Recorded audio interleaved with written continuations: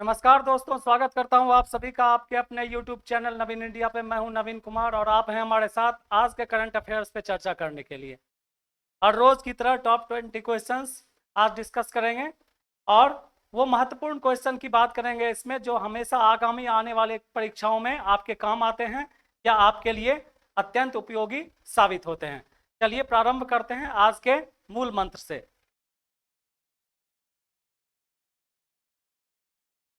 दोस्त, टाइम आने पर सब बिछड़ जाएंगे, आगे के रास्ते आपको अकेले ही तय करते हैं, करने पड़ेंगे। जब मंजिल पे चढ़ना हो, जब हिमालय के चोटी पे चढ़ना हो तो आपको अकेले ही जाना पड़ेगा।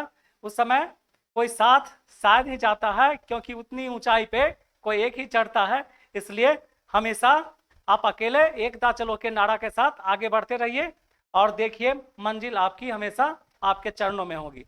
आज का प्रश्न है, भारत का वह कौन सा शासक था जिसने अपने जीवन काल में एक भी युद्ध नहीं हारा? अगर आपको आंसर आता है तो कमेंट बॉक्स में टाइप कीजिए, टाइप करके जल्दी से जवाब भेजिए कि भारत का वह कौन सा शासक था जिसने अपने शासन काल में, अपने जीवन में कभी एक भी युद्ध नहीं हारा। जल्दी से टाइप कीजिए, रिसर्च कीजिए, खोजिए और टाइप करके जल्दी से इसका आंसर भेजिए। चलिए अगला प्रश्न लेते हैं। देखिए क्या लिखा है, अपनी नजर हमेशा उस पर रखो जिसे तुम पाना चाहते हो, उस पर नहीं जिसे तुम खो चुके हो। हमेशा नजर ऐसे चीज पे होना चाहिए जिसे आप अपना भविष्य मानते हैं, अपना फ्यूचर मानते हैं, अपना एम मानते हैं, जिसे आप पाना चाहते हैं। जो बीत गई सो बात गई, जो गुजर गया उस पर नजर रखने से कोई फायदा नहीं है। क्वेश्चन नंबर 1, दूध में मिलावट का पता लगाने के लिए कहाँ के शोधकर्ताओं ने पॉकेट फ्रेंडली डिवाइस विकसित की है? दूध में मिक्सिंग का पता लगाने के लिए, मिलावट, किसी भी तरह का मिलावट का पता लगाने के लिए कहाँ के शोधकर्ताओं ने पॉकेट फ्रेंडली डिवाइस की खोज की है? तो आंसर होगा IIT Madras. Indian institute of technology यह डिवाइस 30 सेकंड के भीतर दूध में मिलावट का पता लगा लेती है और यह डिवाइस जो है लगभग 30 सेकंड के अंदर दूध में मिलावट का पता लगा लेती है। चलिए दूसरा क्वेश्चन लेते हैं। नई दिल्ली में 6G विजन डॉक्यूमेंट लॉन्च किसने किया? अभी हमारे यहाँ, आपके यहाँ 5G जो है नेटवर्क काम करता है, 4G काम करता है, इनफैक्ट 4G काम करता है और आने वाले कुछ ही महीनों में आप देखिएगा कि आपके यहाँ जो नेटवर्किंग है वो 5G में कन्वर्ट हो जाएगा, यानी 5G नेटवर्क काम करने लगेगा। लेकिन इंडिया में अब 6G पर भी काम चल रहा है और आगे आने वाले कुछ समय में आपके यहाँ 6G लॉन्च हो जाएगा। तो 6G विजन डॉक्यूमेंट लॉन्च किसने किया है? इसका आंसर देख लीजिए क्या होगा। प्रधानमंत्री श्री नरेंद्र मोदी ने। वर्ष 2030 तक भारत में 6G सेवा शुरू करने का लक्ष्य रखा गया है। 22 मार्च 2023 को बिहार राज्य ने अपना कौन सा स्थापना दिवस मनाया था? तो बिहार राज्य का स्थापना दिवस 22 मार्च को बिहार मनाता है। 22 मार्च 2023 को बिहार राज्य ने अपना कौन सा स्थापना दिवस मनाया था? तो आंसर होगा 111वां। 111 ये संख्या में था, 111वां स्थापना दिवस था जिसे बिहार राज्य ने मनाया था। राजस्थान में कितने जिले और कितने नए मंडल बनाने की घोषणा अशोक गहलोत ने की है? राजस्थान के मुख्यमंत्री का नाम श्री अशोक गहलोत है और उन्होंने राजस्थान में नए जिले और नए मंडल बनाने की घोषणा की है, जिसमें 19 नए जिले और 3 नए मंडल बनाने की बात उन्होंने की है, जो आगामी आने वाले समय में बनाया जाएगा। भारत में G20 सम्मेलन का आयोजन कहाँ किया गया था? जो अभी दिल्ली में आयोजन हुआ था वो G20 था और ये जो आयोजन की बात हम कर रहे हैं आज वो भारत में B20, सिक्किम की राजधानी गंगटोक में G20 अध्यक्षता के तहत इसका आयोजन किया गया। इस तरह G20 की अध्यक्षता हुई थी, उसी के तहत इसका भी आयोजन B20 के नाम से किया गया है। और कहाँ पे? तो सिक्किम में। बेंगलुरु में बोर्ड फेस्ट 2023 का उद्घाटन किसके द्वारा किया गया था? तो बेंगलुरु में बोर्ड फेस्ट 2023 का उद्घाटन मुख्य चुनाव आयुक्त राजीव कुमार द्वारा किया गया था। तो आपको पता होना चाहिए कि चुनाव जो इलेक्शन कमीशन है उसमें 3 सदस्य होते हैं, एक मेन होते हैं, 2 उसके सहायक सदस्य होते हैं और अभी जो मेन सदस्य हैं उनका नाम राजीव कुमार है, ठीक है, और उन्हीं के द्वारा इनका आयोजन किया था। इसका मुख्य चुनाव प्रक्रिया पर जागरूकता पैदा करना है। इसका मुख्य उद्देश्य चुनाव प्रक्रिया के बारे में जागरूकता पैदा करना है। हाल ही में थनथाई पेरियार वन्य जीव अभ्यारण्य को किस राज्य में स्थापित किया गया है?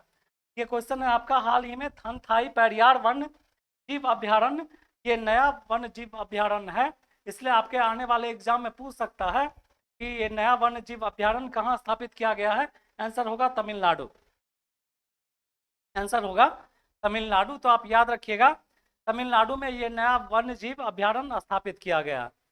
विश्व के सबसे लंबे रेलवे प्लेटफॉर्म का उद्घाटन किसने किया? तो विश्व का, ये क्वेश्चन भी आपका इंपॉर्टेंट क्वेश्चन है कि विश्व का सबसे लंबा रेलवे प्लेटफॉर्म कहाँ है? तो उसका उद्घाटन माननीय प्रधानमंत्री श्री नरेंद्र मोदी ने किया है। कर्नाटक के हुबली में श्री सिद्धार्थ रेलवे स्टेशन पर 1.5 किलोमीटर लंबे रेल प्लेटफॉर्म को बनाया गया। लगभग 1.5 किलोमीटर लंबा रेलवे प्लेटफॉर्म बनाया गया है और ये जगह का नाम है हुबली।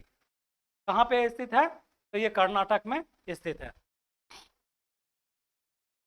सेवलॉन इंडिया कंपनी ने किसे अपना दुनिया का पहला हैंड ब्रांड एम्बेसडर नियुक्त किया? आप अभी हाल फिलहाल में टीवी अगर देखते होंगे तो टीवी पे एडवर्टाइज देखते होंगे कि एक एडवर्टाइज में हाथ की सफाई में सिर्फ हाथ का ही एडवर्टाइज दिखाता है। वो किसका हाथ है ये नहीं दिखाता है, सिर्फ हाथ को साफ करते हुए और सेवलॉन लगाते दिखाता है। इसी को आप बोलते हैं सेवलॉन इंडिया कंपनी ने अपना दूसरा पहला हैंड एम्बेसडर नियुक्त किया है, अपना दुनिया का पहला हैंड एम्बेसडर नियुक्त किया है और वो हैंड एम्बेसडर हैं सचिन तेंदुलकर। और उस एडवर्टाइज में भी इन्हीं के हाथ को दिखाया जाता है। इन्हें स्वस्थ भारत मिशन के लिए दुनिया का पहला हैंड एम्बेसडर नियुक्त किया गया। स्वस्थ भारत मिशन के तहत इन्हें दुनिया का पहला हैंड एम्बेसडर जो है नियुक्त किया गया। महाराष्ट्र के मुख्यमंत्री ने अहमदनगर जिले का नाम बदलकर क्या रखने की घोषणा की है? तो महाराष्ट्र के मुख्यमंत्री ने अहमदनगर जिले का नाम बदलकर क्या रखने की घोषणा की है? तो अहिल्या देवी नगर इसका नाम रखा जाएगा। 18वीं सदी के इंदौर की शासन अहिल्याबाई होलकर के नाम पर इसका नाम रखा जाएगा। विश्व मौसम विज्ञान संगठन की पहली महिला महासचिव किसे नियुक्त किया गया? ठीक है, विश्व मौसम विज्ञान संगठन, ठीक है, इसकी पहली महिला महासचिव जिन्हें नियुक्त किया गया है उनका नाम है सेलेस्टे सोलो। सेलेस्टे सोलो इनका नाम है, जिन्हें विश्व मौसम विज्ञान संगठन की पहली महिला महासचिव नियुक्त किया गया। ओमान में आयोजित पुरुष जूनियर एशिया कप 2023 का खिताब भारतीय जूनियर पुरुष हॉकी टीम ने किस देश को हराकर जीता था? ओमान में आयोजित पुरुष जूनियर एशिया कप 2023 का खिताब भारतीय जूनियर पुरुष हॉकी टीम ने किस देश को हराकर जीता था? आंसर होगा पाकिस्तान। इसे हराकर जीता था? पाकिस्तान को। विश्व पर्यावरण दिवस 2023 का थीम क्या है? तो एनवायरमेंटल डे जो मनाया जाता है उसमें 2023 का थीम क्या है? तो देख लीजिए, प्लास्टिक प्रदूषण का समाधान। इसका थीम है प्लास्टिक प्रदूषण का समाधान, आप याद रखिएगा।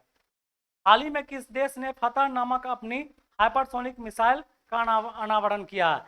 ये देश का नाम ईरान है। ईरान ने एक हाइपरसोनिक मिसाइल का परीक्षण किया है, उस मिसाइल का नाम फतह है और इसका आंसर ईरान होगा। यानी फतह जो मिसाइल है उसका परीक्षण ईरान ने किया है। मध्य प्रदेश की पहली सोलर सिटी के रूप में किसे विकसित किया गया? तो मध्य प्रदेश राज्य की पहली सोलर सिटी के रूप में से विकसित किया गया। सोलर सिटी मतलब सन से एनर्जी लेके वो जो है बिजली बनाती है या एनर्जी प्रोड्यूस करती है, पैदा करती है, बनाने का काम करती है, और वो जगह जो है सांची है। सांची ही वो जगह है जहाँ पे इसे विकसित किया गया। फ्रेंच ओपन 2023 में पुरुष एकल, फ्रेंच ओपन 2023 में पुरुष एकल का खिताब किसने जीता? तो फ्रेंच ओपन 2023 में पुरुष एकल का खिताब नोवाक जोकोविच ने जीता, जो कि सर्बिया के टेनिस खिलाड़ी हैं। सर्बिया के टेनिस खिलाड़ी हैं और अभी शायद नंबर 1 वर्ल्ड के नंबर 1 टेनिस खिलाड़ी भी हैं वो। चलिए आगे क्वेश्चन लेते हैं। अरब सागर में आए तूफान बिपरजॉय चक्रवात का नाम किसने रखा था? आंसर होगा बांग्लादेश।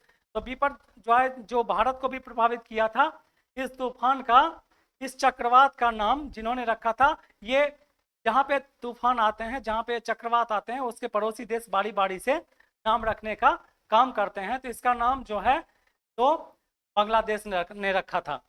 डिजिटल भुगतान के मामले में कौन सा देश शीर्ष स्थान पर है? तो डिजिटली भुगतान, जैसे आप गूगल पे से भुगतान करते हैं, फोन पे से भुगतान करते हैं, पेटीएम से भुगतान करते हैं, ये सभी डिजिटल पे के अंतर्गत आता है। अभी कौन सा देश शीर्ष पर है डिजिटल भुगतान के मामले में? तो आपका आंसर होगा भारत। आंसर होगा भारत। मेहसाना किस जानवर की, ठीक है, मेहसाना किस जानवर की एक नस्ल है? तो आपको याद रखना चाहिए मेहसाना, ये कई बार एग्जाम में पूछ चुका है। मेहसाना जो है भैंस की एक नस्ल है। चलिए पिछला जो पिछले हमारे 2020 जो थे करंट अफेयर्स, उसका क्वेश्चन था कि भारत में सबसे ज्यादा दूध देने वाली गाय की नस्ल का क्या नाम है? इसका नाम है होस्टिन फिजिशियन, HF जिसे कहा जाता है, होस्टिन फिजिशियन। यही वो गाय है जो भारत में सर्वाधिक दूध देने का काम करती है। हमने आज टॉप 20 महत्वपूर्ण प्रश्नों का जिक्र किया, डिस्कस किया आपके साथ। मिलते हैं कल ऐसे ही महत्वपूर्ण टॉप 20 करंट अफेयर्स के प्रश्नों के साथ। तब तक आप अपना ख्याल रखिए। नमस्कार।